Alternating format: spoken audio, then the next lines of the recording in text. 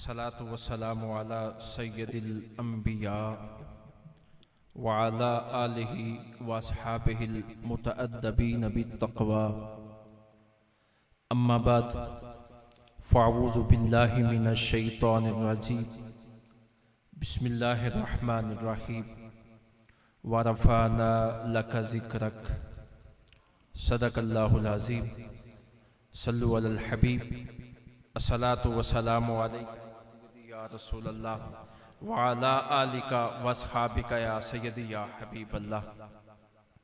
حمد و ثنا کے بعد نہایت ہی واجب الاحترام، لائق صد احترام، لائق صد افتخار، سٹیج کی زینت بنے ہوئے علماء کرام، ثناخان مصطفیٰ اور مسجد کی رونق بنے ہوئے میرے آقا کے دیوانوں، السلام علیکم ورحمۃ اللہ وبرکاتہ۔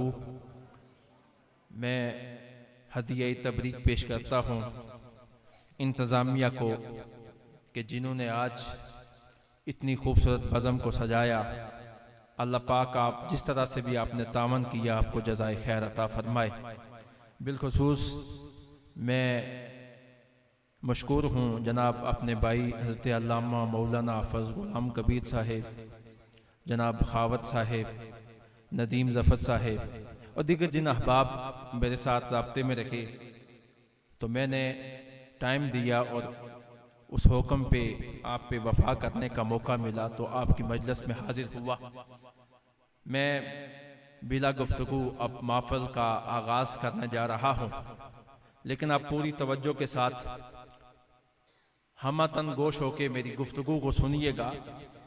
میں پہلے بھی یہ کہا کرتا تھا کہ جونا کے لوگ ایسے ہیں کہ ان کا ذوق دیکھنے کو ملتا ہے، تو تاکہ مجھے پتا چلے کہ آپ کا وہ ذوق ابھی بھی ہے۔ اب یاد رکھیں کہ ہم حضور کی بزم میں آئے بیٹھے ہوئے ہیں، آج آپ نے حضور کی محفل کو سجایا، زیادہ مجھے جوان نظر آ رہے ہیں، تو یاد رکھو کہ ایک نغمہ ایسا ہے، ایک وظیفہ ایسا ہے کہ جو اپنا معمول بنا لو، اب صبح کی ابتدا بھی اس وظیفے سے کرو اور دن کی انتہا بھی اس وظیفے سے کرو۔ وہ وظیفہ کیا ہے کہ میں اور آپ اپنے سونے ماہی سونے آقا پہ درود و سلام پڑھا کریں۔ اور میں آپ کو بتاتا ہوں کہ ایک شخص تھا، وہ کعبے میں طواف کر رہا تھا، حضرت سفیان ثوری اس کو نقل کرتے ہیں، کہتے ہیں میں نے ایک جوان کو دیکھا کہ وہ کعبے کے گرد طواف کر رہا ہے، چکر لگا رہا ہے، لیکن ہر بات اپنے نبی پہ درود و سلام پڑھ رہا ہے۔ میں نے کہا بیٹا وجہ کیا ہے؟ یہ کعبہ ہے، یہاں جو بھی آتا ہے وہ اللہم لبیک کی صدائیں لگاتا ہے۔ بیٹا ہوتا تم ایک چکر پہ اپنے نبی پہ سلام پڑھتے، دو چکر میں پڑھ لیتے، لیکن جب سے میں تمہیں دیکھ رہا ہوں نا، تم ہر بات اپنے نبی پہ درود و سلام پڑھ رہے ہو۔ اس نوجوان نے ایک واقعہ نقل کیا، وہ واقعہ سناتا ہے، سنیے گا توجہ میری طرف رکھیں۔ کہتا ہے کہ میں اور میرا باپ ایک قافلے کے ساتھ گھر سے نکلے، اب جنگل میں آئے تو وہاں پر میرے باپ انتقال کر گیا، وہ مر گیا، فوت ہو گیا۔ اب جس قافلے کے ساتھ ہم چلے تھے نا، وہ قافلے والے ہمیں تنہا چھوڑ کے چلے گئے۔ وہ کہتا ہے میرا باپ بڑا گناہگار تھا، گناہوں کی وجہ سے اس کا چہرہ سیاہ ہو گیا، اس کی شکل چینج ہو گئی، رنگ بدل گیا۔ اب وہ سارے چلے گئے، جنگل ہے، کوئی ساتھی نہیں ہے، میں اکیلا اور تنہا ہوں۔ کہتا ہے میں روتا ہوں، اشک بار ہوں، آنسو بہاتا ہوں۔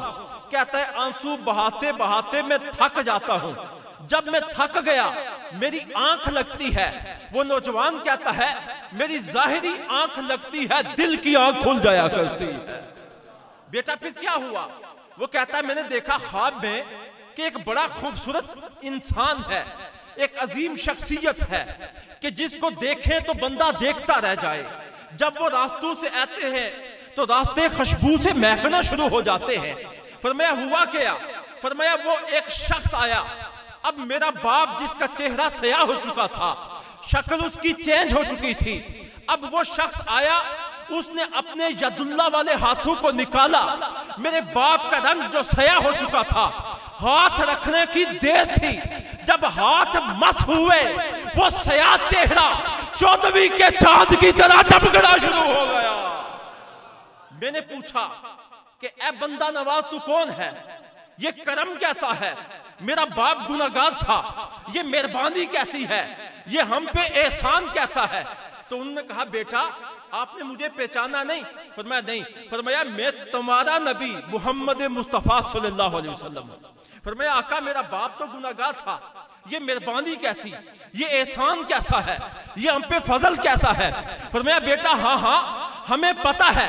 اب سننا جواب۔ فرمایا ہاں ہاں ہمیں پتا ہے کہ آپ کا باپ گناہگار تھا، لیکن بیٹا اس نے زندگی کا ایک معمول بنایا ہوا تھا۔ وہ معمول کیا تھا؟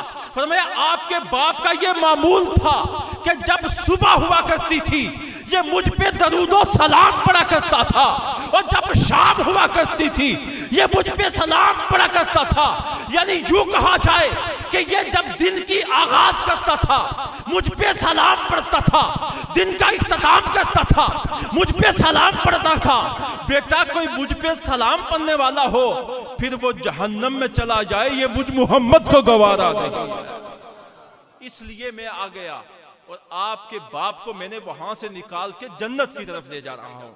اور آخری درود و سلام کے حوالے سے یہ بات سنیے گا، میرے آقا نے صحابہ سے پوچھا صحابہ یہ بتاؤ کہ تمہیں سب سے زیادہ پسندیدہ عمل کون سا ہے؟ صحابہ تمہارا سب سے زیادہ پسندیدہ عمل کون سا ہے؟ اب مختلف جوابات مل رہے تھے وہاں پہ۔ کسی صحابی نے کہا یا رسول اللہ مجھے روزے رکھنے پسند ہیں، کوئی کہتا ہے مجھے جہاد کرنا پسند ہے، کوئی کہتا ہے مجھے سخاوت کرنا پسند ہے، کوئی کہتا ہے مجھے عبادت کرنا پسند ہے۔ حتیٰ کہ مختلف جوابات ملنے شروع ہو گئے۔ وہاں پہ سیدنا صدیق اکبر بھی بیٹھے ہوئے تھے۔ میرے آقا نے فرمایا صدیق کیا تمہیں کوئی چیز پسند نہیں ہے؟ کوئی کہتا ہے روزے پسند ہیں، کوئی کہتا ہے جہاد پسند ہے، کوئی کہتا ہے سخاوت پسند ہے، کیا تمہیں کوئی چیز پسند نہیں ہے؟ تو سنیے گا عاشق رسول نے کیا جواب دیا۔ فرمایا آقا مجھے نمازیں پڑھنی بھی پسند ہیں، مجھے عبادت بھی پسند ہے، مجھے روزے رکھنا بھی پسند ہے، مجھے جہاد کرنا بھی پسند ہے، مجھے سخاوت کرنا بھی پسند ہے، لیکن جب بات سب سے زیادہ پسندیدہ عمل کی آتی ہے تو سنو صدیق کا سب سے زیادہ پسندیدہ عمل کیا ہے؟ فرمایا آقا نمازیں بھی پسند ہیں، روزے بھی پسند ہیں، جہاد بھی پسند ہے، سخاوت بھی پسند ہے، لیکن میرا جو سب سے زیادہ پسندیدہ عمل ہے وہ یہ ہے آقا آپ کا چہرہ والضحیٰ ہو اور صدیق بعد اب آپ پہ درود و سلام پڑھتا رہے۔ آقا آپ کا چہرہ میری آنکھوں کے سامنے ہو اور صدیق ادب کے ساتھ ہاتھ باندھے ہوئے آپ پہ درود و سلام پڑھتا ہوا نظر آئے۔ تو آج ہمیں کثرت کے ساتھ اپنے آقا پہ درود و سلام پڑھنا ہوگا۔ اب محفل کا باقاعدہ آغاز صحیفہ انقلاب سے کرتے ہیں۔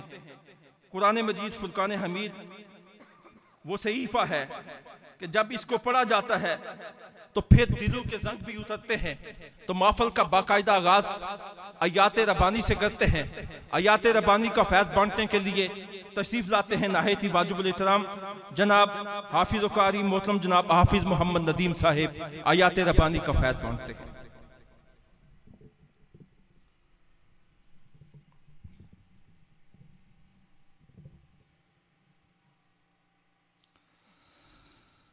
أعوذ بالله من الشيطان الرجيم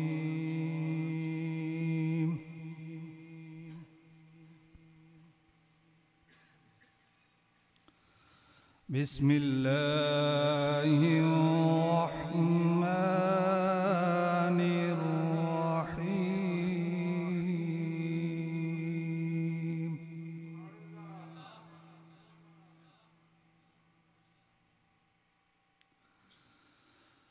الرحمن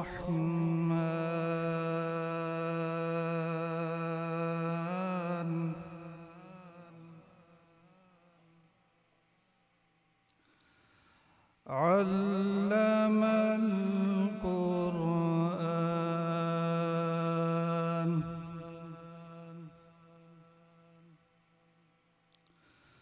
خلق الإنسان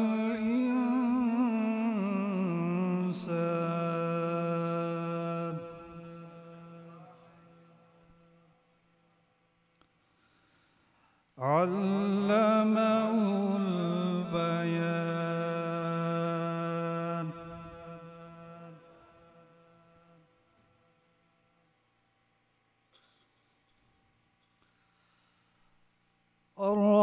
الرحمن علم القرآن خلق الإنسان علمه البيان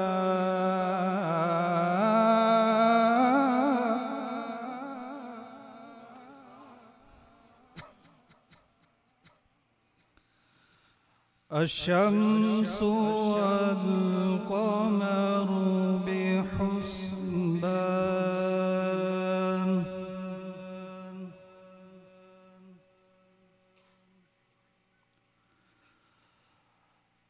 الشمس والقمر بحسبان والنجم والشجر يسجدان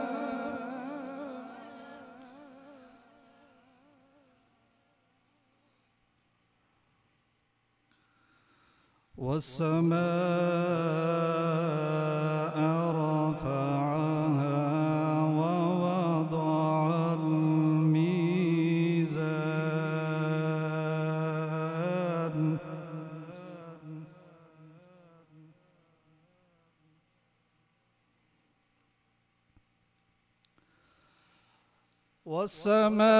والسماء رفعها ووضع الميزان ألا تطغوا في الميزان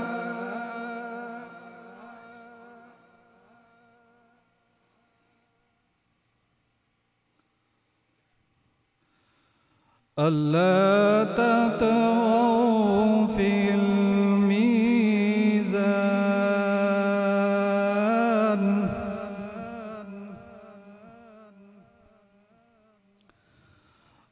وأقيموا الوزن بالقسط ولا تخسروا الميزان